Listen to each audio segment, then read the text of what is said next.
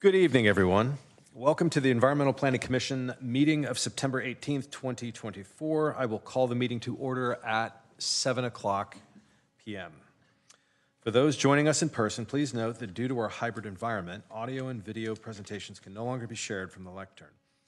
Requests to show an audio or video presentation during a meeting should be directed to epc@mountainview.gov by 4:30 p.m. on the meeting date. Additionally, due to our hybrid environment, we will no longer have speakers line up to speak on an item. Anyone wishing to address the EPC in person must complete a yellow speaker card. Please indicate the name you would like to be called by when it is your turn to speak, and the item number on which you wish to speak. Please complete one yellow speaker card for each item on which you wish to speak, and turn them into the EPC clerk as soon as possible, but no later than the call for public comment on the item you're speaking on. Instructions for addressing the commission virtually may be found on the posted agenda. Recently, regional and local elected and appointed bodies have been subjected to disruptive racist verbal attacks by anonymous callers during virtual public comments. The City of Mountain View is fully committed to racial, religious, and cultural equity and justice as we strive to create a welcoming, safe, and inclusive community for all. This commission welcomes respectful and non-threatening public comments regarding matters over which the Commission has jurisdiction. Comments deemed otherwise pursuant to the Council Code of Conduct and the Government Code may be grounds for immediately terminating a speaker's comment period. Now I will ask the EPC clerk to proceed with roll call.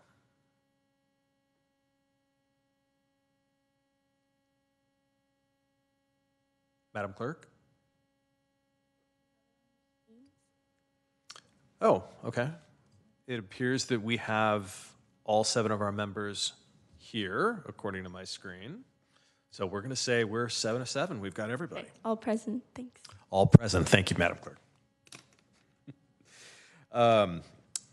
Item number 3, minutes approval. There are none. Item 4, oral communications.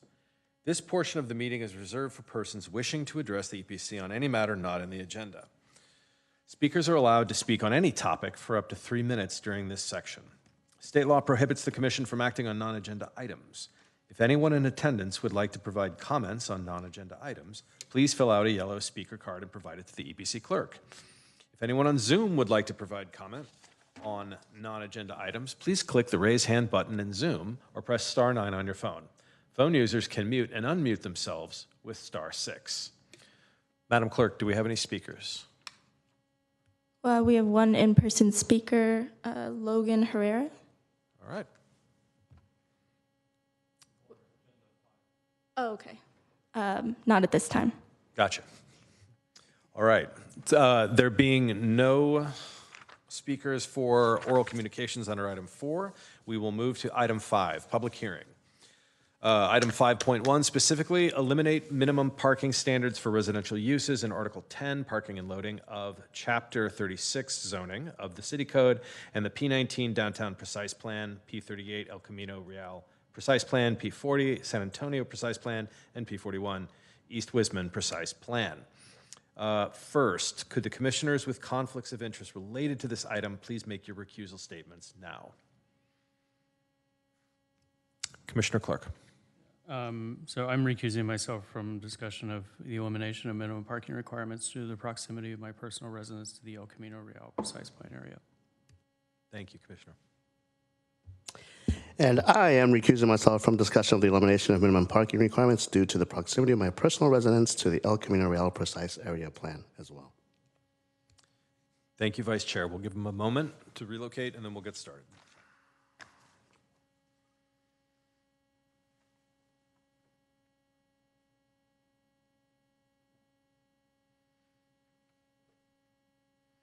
We'll begin with the staff presentation from Associate Planner Hang Zhao and Principal Planner Diana Pincholi. Oh, let's hold up a second. We have a question from a commissioner. Question for the city attorney. I am within the half-mile radius of the 2097, AB 2097. Do I need to recuse myself?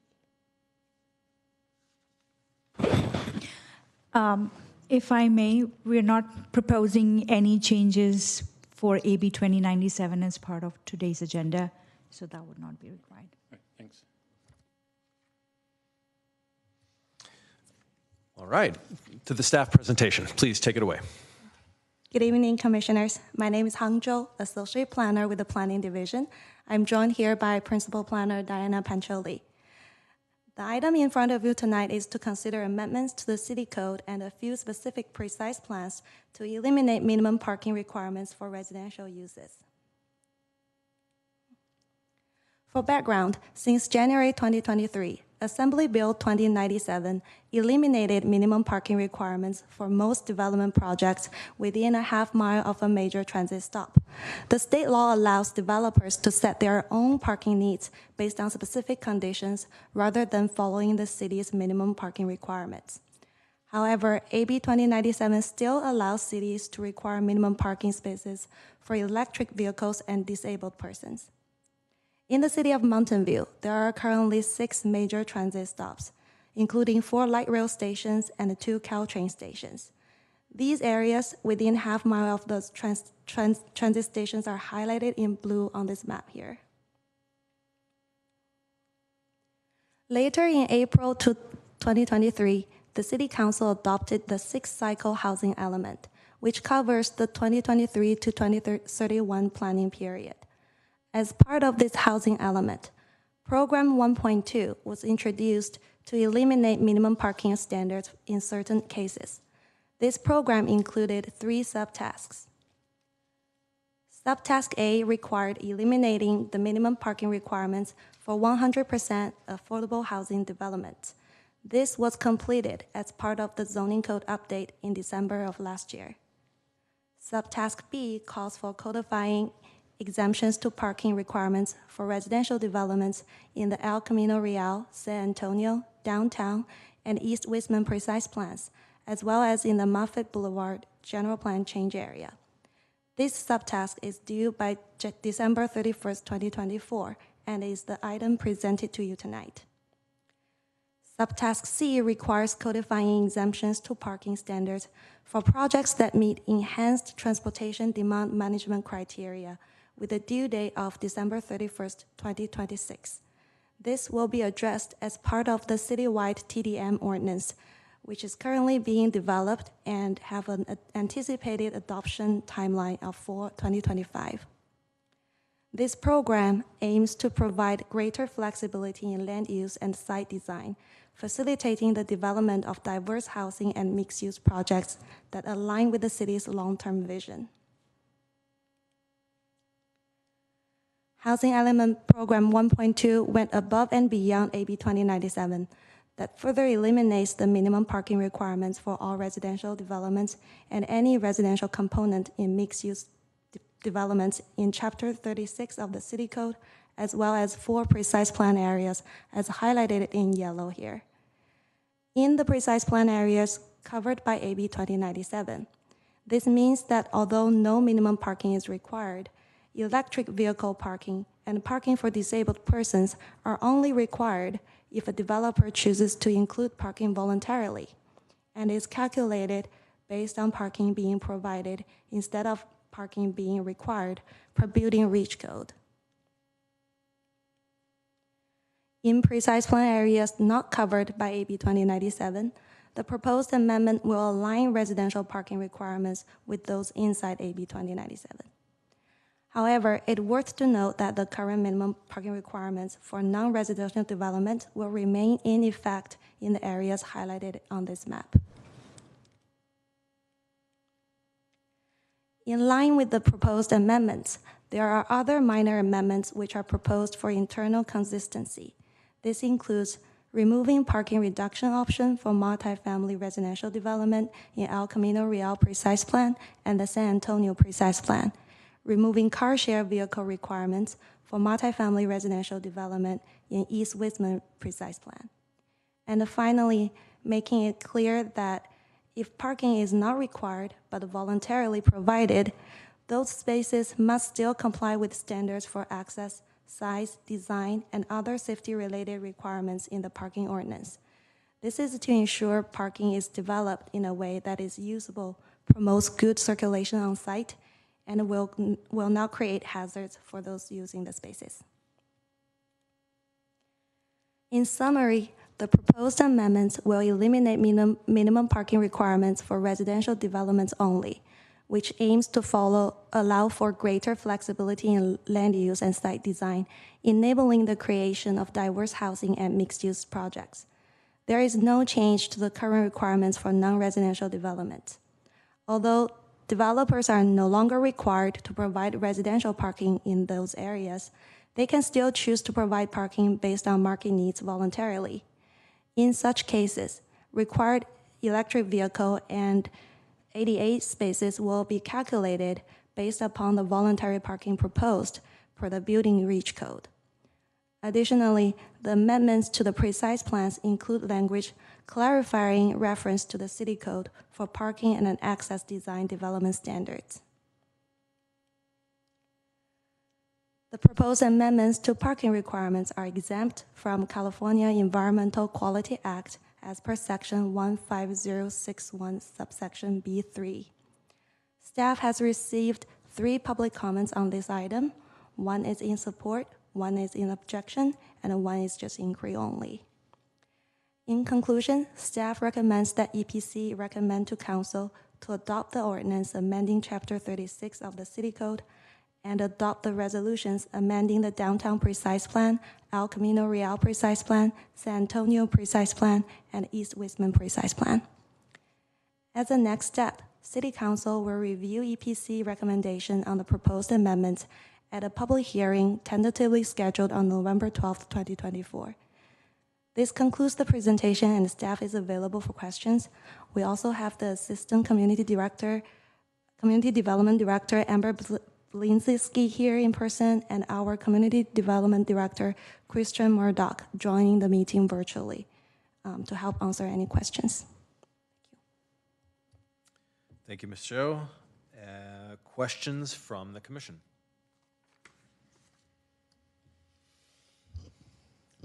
I had one clarifying question from the presentation. Could you let us know, did you say that disabled parking is not required if they opt to not voluntarily provide parking?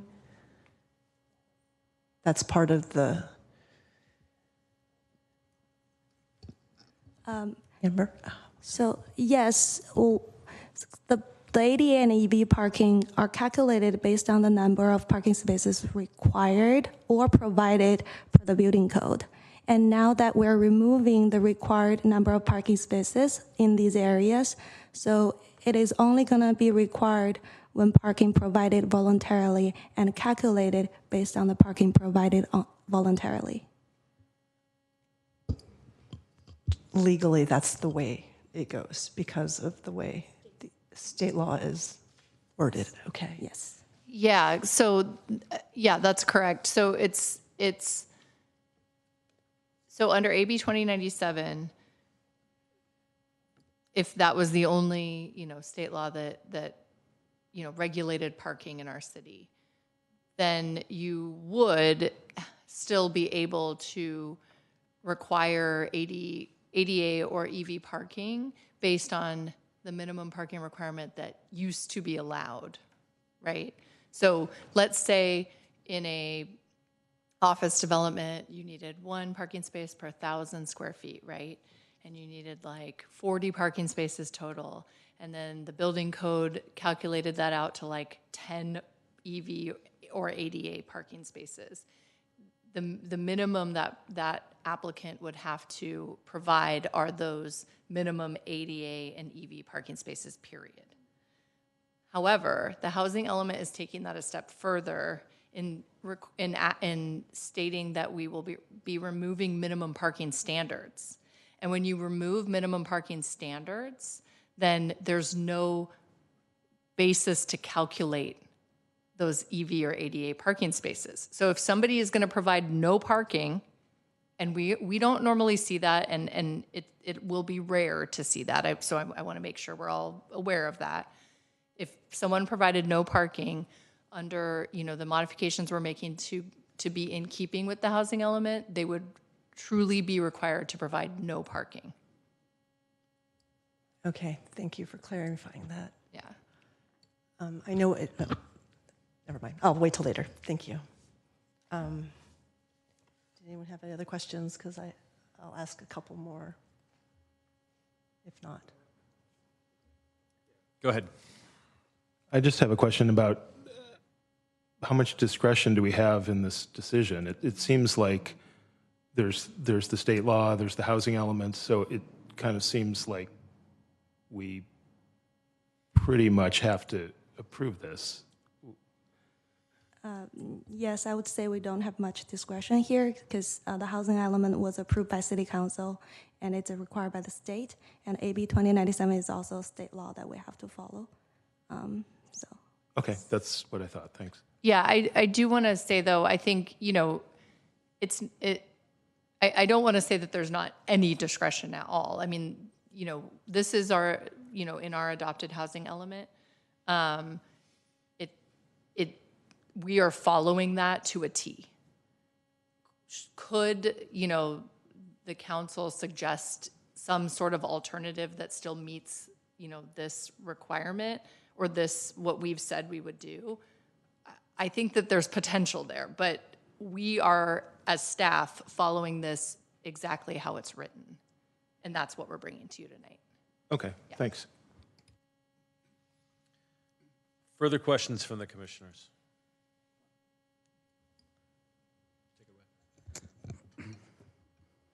Yes, and I'll just start my questions with a quick statement saying I think we exerted a lot of discretion as part of kind of coming together on the housing element and ultimately kind of like as a community kind of creating that as well. So I have 3 questions, and actually I might have one follow-up to Joyce's, to Commissioner Yenz's question just now around the ADA and the reach codes. I'm sorry, the EV parking spots. I think in the example I heard you mention around 10, I know it's in this hypothetical total example, was that 10, was it like or is it like, can someone do all EVs? No. Or all, okay, I No, just want it would be a combination of whatever the requirement is for both spaces. Okay, Yeah. like it required allotment for both. Yes. Okay, cool. I just want to make sure I was understand that correctly. Okay, I hope that was helpful. In terms of my questions, and I think you kind of touched on this a little bit when you kind of started alluding to the rarity of kind of like no parking developments. But I am going to ask kind of like a broad question because this is a change and I would want to kind of understand a little bit more around how that change ultimately kind of ends up looking like. And so my question to staff, to whoever feels is best placed to answer. So in what ways have developer behaviors, parking supply, the transit network or flow, and resident behavior changed in other cities, areas, et cetera, where parking minimums have been eliminated for residential development? What have we observed, or what are the like effects that generally could be anticipated? Thank you, Commissioner, for that question. We don't have any studies that are readily available which have specifically studied this change since we came out of the pandemic. I think San Jose is the one city which has eliminated their parking requirement, and a bigger one, in very recent past. So I think there's still time before we can actually tell what that difference is and what the impacts are, or what are the benefits coming out of that in terms of people using different modes of transportation or the impacts on the residential neighborhoods surrounding it. In lieu of that, then, within your guys' realm of kind of like expertise on this, what are the anticipated benefits or impacts that we might expect to see? We definitely, and as the housing element has intended to, we are trying to see how can we eliminate the barriers to encourage more housing development in the city. This policy and other policy programs are geared towards that. So definitely, we would like to see that as a benefit coming out of it. This can also result in shifting the mode, making people choose more alternate modes of transportation rather than just depending upon cars. At least those are the benefits. There could be other impacts as well in terms of, people looking for parking spaces elsewhere. And we're working on other city-led programs which are trying to address that. Excellent. I appreciate that.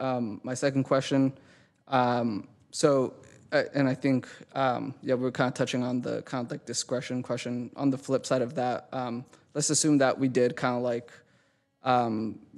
council at the end of the day were to ultimately, for whatever reason, reject the proposed change. What would be the consequences or the impacts with regard to our city's compliance to the housing element? So, as we've mentioned in other hearings,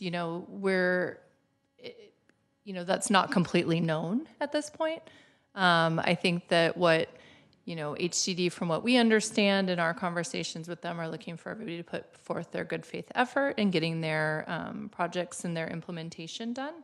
That would require us to go have a conversation with them, right? If the council were to not, move forward with the housing element program as prescribed.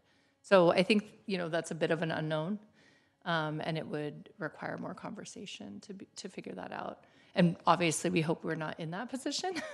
And so we're trying to, get this item in front of you and the council before the deadline, which is the end of the year. Really appreciate it. And within that spirit of, hoping not to be in that position at or before December 31st, 2024, I am just curious to understand a little bit more around, this is my last question too, what were and I might be missing something technical that I totally missed, and I apologize in advance if I am, but what were the selection criteria under which the new kind of outside AB 2097, the orange stuff basically, on the summary of proposed amendments, what was the selection criteria for those being the target areas for this? So that is geared, it is coming out directly from the housing element program, which specifies four precise plans: downtown, El Camino, San Antonio, and East Wisman. And those areas which are outside AB 2097 are the parts of the precise plans which are outside AB 2097. So how we selected those four precise plans is just basically implementing how we decided to do it in the program language. Thanks. Any further questions from the commissioners? I do. I have just a couple. One is just responding to Commissioner Nunez. The idea of communication and talking, is the Department of, Community Development, Housing Community Development for the state, are they still open and able to have communication with you guys? Are they easy to reach?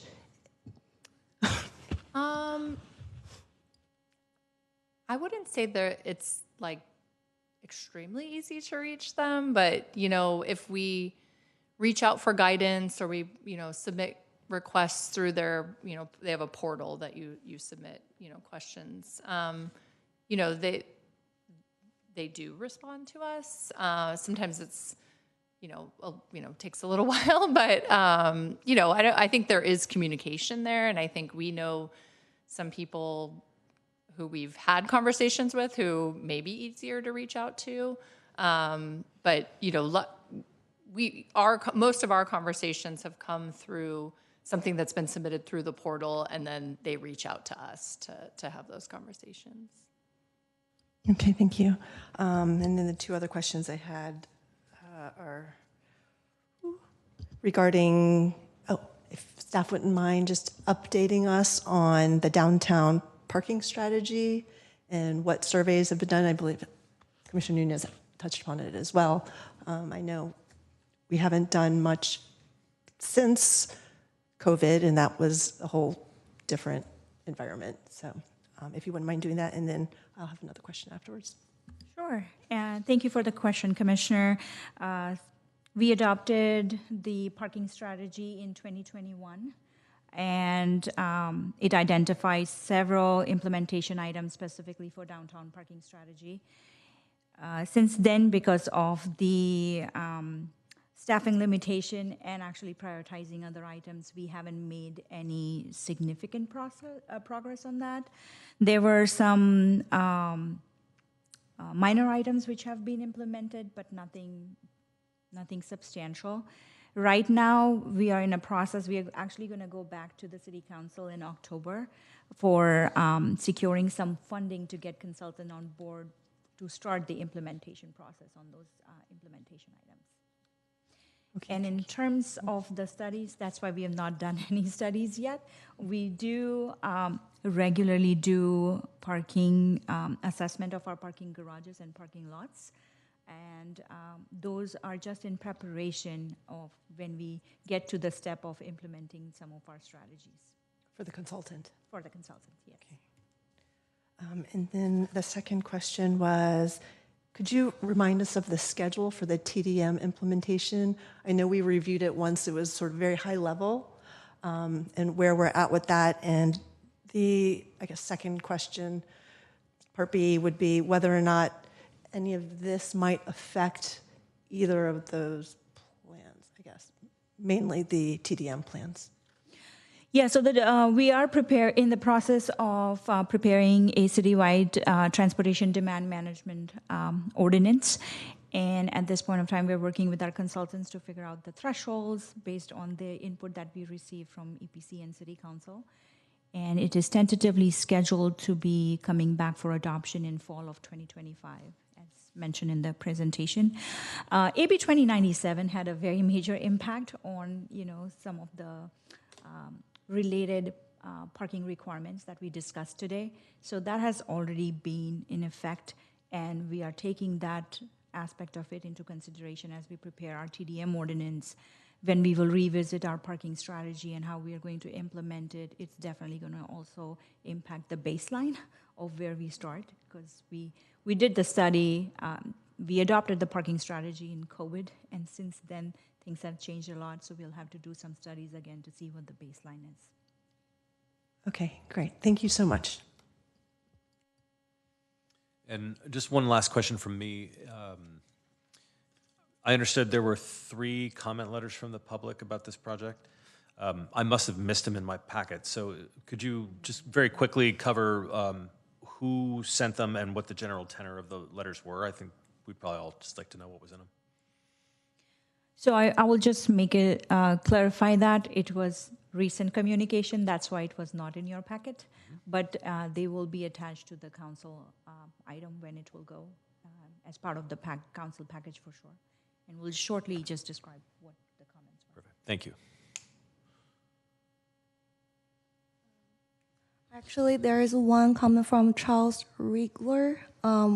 He emailed and asked about what the scope is, and I called him back, and he expressed concerns with the overflow parking on street, and also he expressed concerns that developer would not use this opportunity as lowering housing cost, but making more profit out of it. The other comment I received is also this afternoon. It's from Emil Abraham. He expressed full support of eliminating parking, as she felt that it is always not a good idea to walk through the parking lots to get to the public transit. So she thinks eliminating all those parking near public transit is actually make public transit more accessible. There's one more. The other one, I need to find the name, but he was asking about if his property is inside this change area, and it is not. So there's no follow-up discussion about that. Thank you, Ms. Cho. I appreciate that. Thank you. EPC questions being complete, we'll now move to public comment. If anyone in attendance would like to provide comments on this item, please fill out a yellow speaker card provided to the clerk. If anyone on Zoom would like to provide a comment on the item, please click the raise hand button in Zoom or press *9 on your phone. Phone users can mute and unmute themselves with a *6. We have one in-person speaker, Logan Herrera.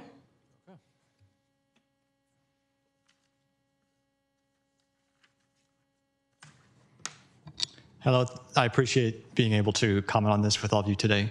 I'm in full support of the recommendations. I think that increasing the housing supply through the housing element is a key piece of work for the community. And I'm proud to live in a community that is a pro-housing designation from the state. I live in an affected area in an AB 2037 San Antonio station, and I biked here. I think that it's important that our built environment reflect more than cars, that it reflect a diversity of transportation methods and ways of living, and that this is key to accomplishing that. I also had a question. Can I ask a question? That's generally not how we do it. Oh, okay. That's But you can pose a rhetorical question. Okay. Well, then I'll just talk about my understanding from reviewing the documents in advance. My understanding from reviewing the documents in advance is that with respect to bike parking, that it is required when parking is voluntarily provided. And I think that this makes sense. And it wasn't addressed in any of the discussion today, but I think it's also a form of parking that I think is being handled well through this recommendation, if my understanding is correct. Thank you. Thank you, sir. Madam Clerk, any other comments? No comments online. Thank you. All right, EPC deliberation and action. Comments for the commissioners? Mr. Nunez. Thank you, Chair Dempsey. A few thoughts on this. Number one, I very strongly support this for a few reasons. The first of which is that, us being an arm both of the public and, as appointed through the city council, and given, our city council approving the housing element that this project is rooted into and out of, it would, I would hate to be out of lockstep with regard to almost explicit direction from the city council in that regard through the housing element, notwithstanding even kind of like how and in what ways the state would factor into that. And so to the extent that I'm approaching this item, the way I'm approaching it is by working within the direction given of and through the housing element towards assessing, is this the best way to achieve what the housing element has been set forth through? And I think it does a great job. I really appreciate the target areas. I mean, just going through the city and kind of intuitively feeling, kind of like how Moffett might look like in the future, what San Antonio has kind of ended up looking like today and may still turn into. It feels good to think of these change areas as enabling us to have a more experimental kind of spirit towards how we approach development, all towards ultimately, doing the things that we, as a city, and public have, collectively put our hands up to say that we value, which is more housing, more affordability, more options for getting around, less reliance on cars, less emissions, and a more connected kind of fabric for doing that. So I think this is fantastic in terms of the staff's work. I mean, there's nothing I can say that gives me any reason to doubt that this is the right approach. And so I just appreciate your guys' work in terms of getting this through. And again, I'm just looking forward to doing what we said we would do with regards to all of that grueling work that led to our housing element. So I support this. Mr. Cranston. So what's come forward here is what we discussed and agreed on during the housing element, so I don't have any fundamental issues with this. If I have a concern, it's not with this, it's the foundation underneath it, okay? The assumption of AB 2097 was that people would be using transit. There's a recent article in the Chronicle that shows that people are not actually getting back on transit. I drive it every day, and Monday and Friday, I think I mentioned this before, Monday and Friday, my business is in San Francisco, it's like driving on a weekend. Today, my commute was a half an hour longer than normal, and there were no accidents because people are not taking transit when they go to work, okay? There are companies that are beginning to require, Amazon announced this week, announced that they would be requiring people to come back into the office. But an underlying assumption of this is that people would take transit if they were near transit. And it's not clear to me that at least that the process that's in place today, and I don't know whether VTA and Caltrans have looked at this, but the requirement that you buy a pass that's for a week instead of buying something that's can be for 3 days, so that somebody's, that somebody would take transit if they didn't have to buy a full month pass. I think that we as a city need to be advocating back to these groups to say, look, recognize that there is, we want to do this, okay? This is the right thing to do. We want people back in transit. But if the structures that are in place, a TDM isn't necessarily going to get people onto the trains if they're still not, if they're more comfortable just taking the car the 3 days a week that they go to work. So I'm worried about the underlying assumption in this that says the people that in 2019 and before went to Caltrain every day, took their train to work. They took VTA every day to work. They took their bus every day to work. There's not evidence that that's changing at this point, and COVID started 4 freaking years ago, okay? And I don't go around with a mask on worried that I'm going to get COVID. I'm still conscious of it. I don't sneeze on people, and I'm worried about flus and everything too. But I'm worried that the underlying assumption that we're counting on for this to actually deliver is not actually coming to pass. And I think, so my comment is it's beyond kind of the scope of this, but I guess it's a comment to staff and a comment to council that we need to be also be looking at what do we need to do to help encourage the people that would take advantage of this to actually take advantage of it, given the fact that they're not being asked to work 5 days a week in the office whenever they're going. And so what else can we do to actually realize this? I don't think, this doesn't address that. This is a piece, but an important piece of how do we get this to really turn into the reality, I think is missing from this, and it's not really in the housing element. I don't know whether it's a land use issue necessarily even, but so I'm going to vote for this, but I am very concerned that the underlying assumption of this counts on is not coming to pass, and so we may not actually achieve the objective that we set out and the housing element set out and the state set out in this regard. So that's my comment. Commissioner Yin? This is not right on topic either, but it definitely touches on it, and we're in it.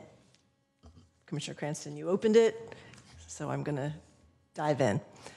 I don't fully disagree with what Commissioner Nunez had said. I understand that at this point legally, with the way things are worded, we have a timeline, we have to do this. I get that, but we're not hitting it yet. And I know that is not making you guys comfortable, staff, to say we're close but not right at the line. I feel like, yes, it's rare, but this is something new. I don't think we've ever had a position or a time where we told developers you don't have to build any parking, and so we don't have a lot of experience with developers coming back saying we don't have to do any, but we're gonna. So in that respect, I have concerns that we're losing disabled parking, even if transit or ridership was up and we've got the majority of people riding transit, not everybody can move around with that. Some people have to drive. They're elderly who have wheelchairs. And if you're going to bike, thank you for the in-person comment, we need bike parking as well. So I think going back to opening Pandora's box here, whenever we have like the housing element, the state coming down with the laws, it is, as I've been describing to a lot of people, heavy-handed. I understand the goals. Whenever you're trying to make major changes that are extra complicated and involving lots of different players and lots of different complexities,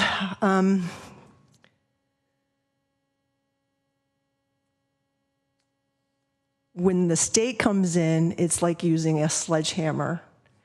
When at some point you need some tools that are a little bit more refined to do some of the finer tuning. And I think what we have before us is the sledgehammer, and it's relatively new, and it has not been fully fleshed out. I think while we have time, we should reach out with whatever means we have to talk to people who can make a difference, whether or not it is to give us a stay on this deadline, to work out some of these kinks, because I don't believe the intention of this sledgehammer policy was that disabled people may not be able to live here or work here. They won't be able to get here. I'm 100% sure that's not the intention. So I think we should flesh that out. If council is willing, I would like to propose that we use whatever means necessary to reach out to somebody to maybe we can stay this deadline and see if something can be done. I don't know.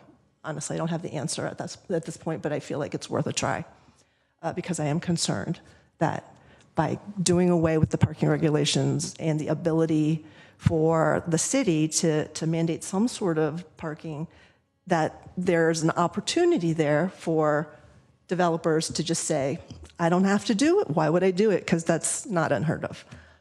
So I'm just putting that forward. Thank you. Thank you, Commissioner. Mr. Donahue. I think that I see your point that the state is often kind of the sledgehammer. Part of that, I think, is a reaction to the fact that a lot of cities are using the tools that they have to kind of oppose some of the goals that the state has, but they're not all pro-housing cities like the city of Mountain View. So sometimes we get caught in the crossfire with that.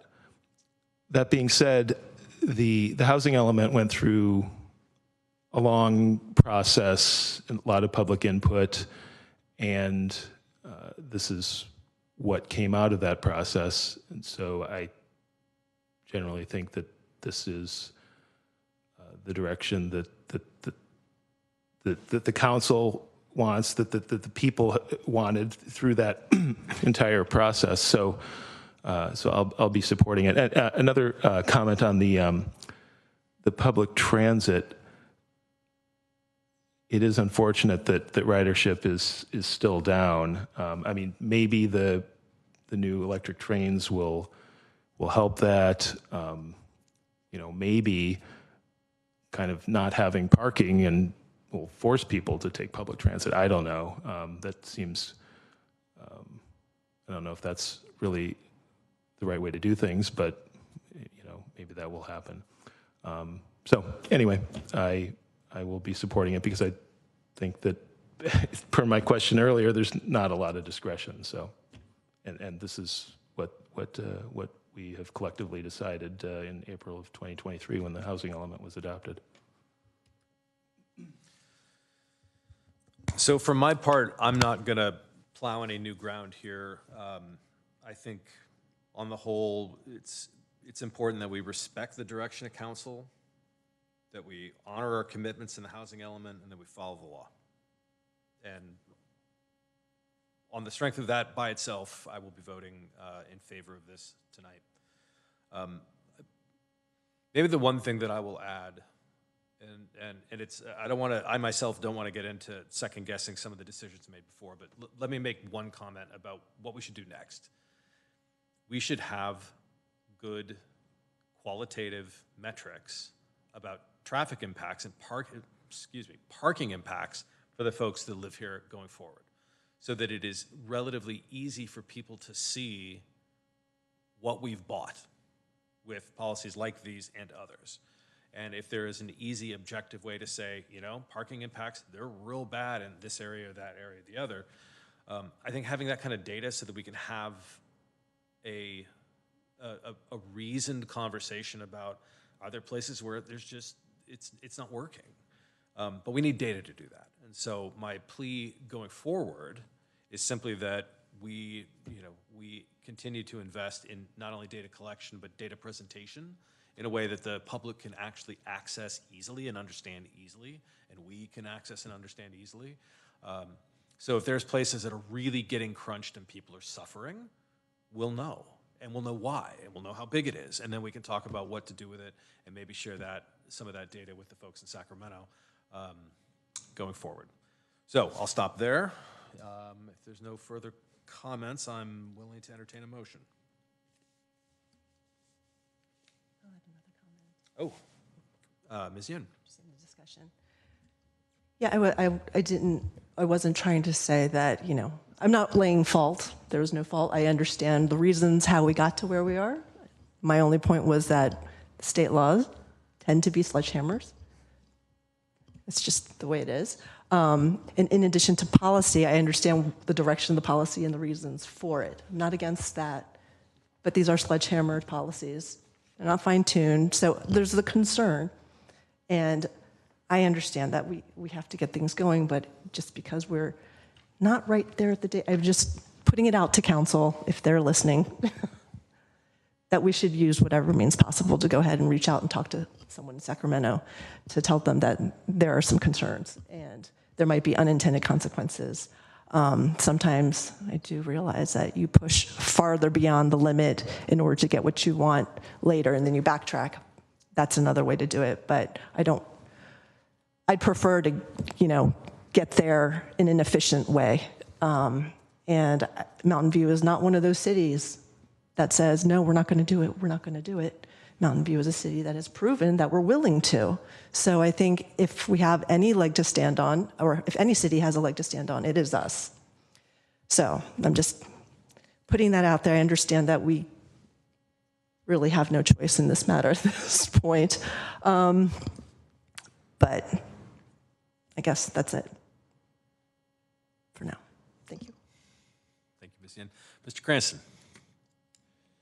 So, Mr. Chair, I recommend that the Environmental Planning Commission recommend to the City Council to adopt an ordinance of the City Council of the City of Mountain View, amending Chapter 36 zoning of the City Code to implement Subtask B of the Housing Element Program 1.2, including updates to the Section 36.32.50 required number of parking spaces to eliminate the number of parking requirements in certain areas and making conforming and clarifying changes in other sections of Chapter 36 zoning and finding the amendments to be exempt from California Environmental Quality Act pursuant to CEQA Guideline Section 15061B3 to be read in title only, further reading waived, Exhibit 1 to the staff report. And number 2, recommend that the City Council adopt resolutions of the City Council of the City of Mountain View amending the P19 downtown, P38 El Camino, P40 San Antonio, and P41 East Richmond precise plans to eliminate minimum parking standards for residential developments consisting with the Housing Element 1.2 and finding the amendments to be exempt from California Environmental Quality Act pursuant to CEQA Guideline Section 15061B3 to be read in title only, further reading waived, Exhibits 2 through 5 to the staff report. Thank you, Mr. Cranston. And Mr. Nunez, we have a second from you. Thank you, sir. The motion having been made and seconded, Madam Clerk, call the roll.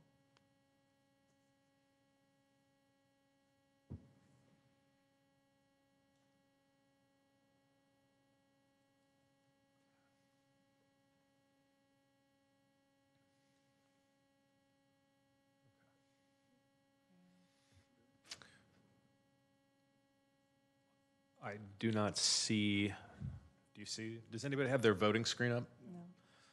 No. Madam Clerk, would it be possible to call the roll?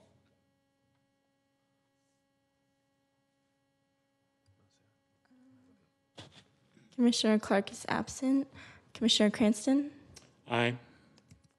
Commissioner Donahue? Yes. Commissioner Gutierrez is absent, or recused, rather. Commissioner Nunez? Aye.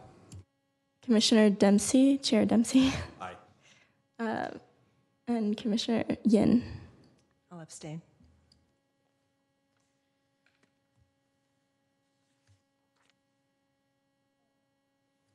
Sorry, the motion has passed 4 votes yes and 1 abstain.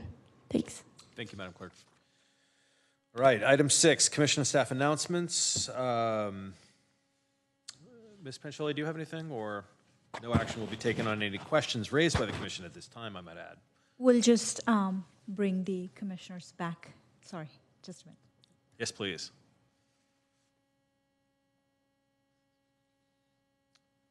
You want me to go get them?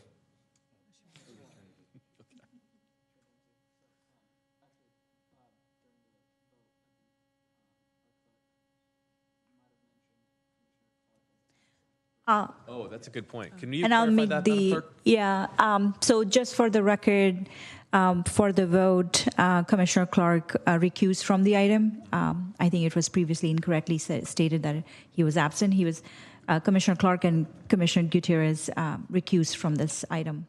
Wonderful. Thank you very much. And Mr. Nunez, thank you for catching that. Any staff announcements? Thank you. This is just going to be a second reminder because we don't have any other upcoming meetings in September for EPC, that we have the annual celebration of service awards on September 30th at Michael's in Shoreline. So we hope to see everybody there. I hope everybody has received an invitation. If not, please let me know. And we will be doing a short presentation on our EPC work from past year. All right. Well, with any comments or updates from the commissioners? Once, Mr. Donahue. I have a question. So on tonight's agenda, under minutes approval, there was none. We haven't had minutes for any of the meetings so far in 2024. Yeah, I think the last meeting, in the last meeting, there were 2 minutes that were approved with some comments and corrections, I think. Right, they were from 2023. That is correct. So now we are working on 2024. It will be presented in the next meeting. Okay. So I'll just add to that. So we recently realized that there was this, so all of the EPC and ZA and just all of the minutes get loaded into Laserfiche. And unfortunately, we discovered, me being new, our planning board clerk being relatively new, that hadn't been done for a very long period of time. And so we shifted kind of priority in getting those that backlog of minutes loaded into the city's Laserfiche system. And so that impacted the speed to which she was able to work on the minutes. But we just completed that task.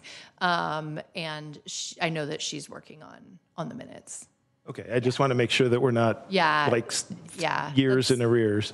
That's kind of what happened. Okay. Yeah. Thank you, Mr. Donahue. Commissioner Gutierrez. Hey, I have just a quick follow-up question on that process. Because I know we're not in violation of Brown Act or what have you, right? But is there a timeline by when minutes should be presented to the board for approval, or is there no timeline specific to that, so that we're not in any violation of anything? Yeah, I don't think there's any specific timeline, but traditionally we try to get them to you quickly. And I think this was just an unforeseen issue that arose. And so I know that she was working on them today, actually, because I was talking to her about them. Great. And that's for you, Stephen Nelson, because I know you're a big Brown Act fan, so I asked the question. There you go. And so just for clarification, at the next meeting, we will be caught up with all of our minutes. Is that no? No. When will we be caught up? I don't have an answer for you on when you'll be caught up, but hopefully you will see some at the next meeting. Yeah. Okay. It takes her quite a while. She has to re-listen to the meeting and then write it all up, write it into the document. So it just takes a little bit of time. Wow. Okay. Yeah. Okay. All right, well, thank you very much for that update. Mr. Cranston? I don't know whether you've looked at it, but people in my company have started using an AI tool that actually captures meeting dialogue and turns it into the document. It seems to be quite good. So rather than having to sit there and read through it and type it in, you may want to look at some of these tools that actually do the capture for you. It would speed things up. It's kind of amazing. You actually get minutes within a day of some of the meetings I've been. It's pretty cool stuff. So there's an app for that.